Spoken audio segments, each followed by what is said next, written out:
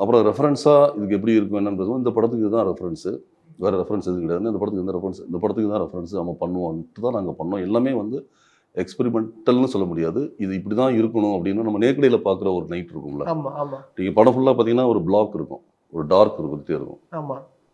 அது வந்து நம்ம ப்ராக்டிக்கலாக நம்ம பார்க்கும்போது இருக்கிற ஒரு மூடு இருக்கும். அந்த தான் அதை செப்பரேட் பண்ணி ஒன்று பண்ணணும்னு பண்ணது. Okay sir. அண்ட் இப்போ நீங்கள் பேசும்போது எனக்கு அப்படியே வந்து இந்த ஆடியோ லான்ச் அப்போ வந்துட்டு சுராஜ் அவர்கள் உங்க மிமிக்ரி பண்ணார்ல சார், எனக்கு அந்த மொமெண்ட் தான் இருக்குது. லைக் அவ்வளோ க்ளோஸாக உன்னிப்பாக உங்களை வாட்ச் பண்ணி அவரும் இந்த மாதிரி சில்மிஷெல்லாம் பண்ணிட்டு இருக்காரு, ஸ்டேஜ் ஏறி உங்களை வந்து மிமிக்லாம் பண்ணி. ஆமாம், ஸ்பாட்டில் வந்து விக்ரம் சாருக்கு வந்து ஒன்று சொல்கிறேன். ஏன்னா விக்ரம் சார் வந்து அவருக்கு ஃபோட்டோகிராஃபி நாலேஜ் ரொம்ப இருக்குது. என்கிட்ட கேட்டே இருப்பாங்க, இந்த லைட்டுக்கு இங்கே இருக்குது, இது இப்போ இருக்குது அப்படின்னு. அதை பற்றியான இது நானும் அவரும் டிஸ்கஸ் பண்ணிட்டு இருப்போம்.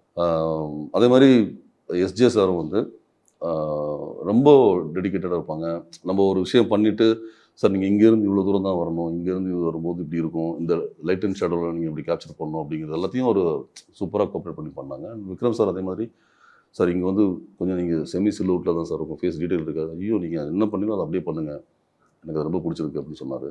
அது வந்து சாருக்கு தேங்க் பண்ணுறேன் நான்.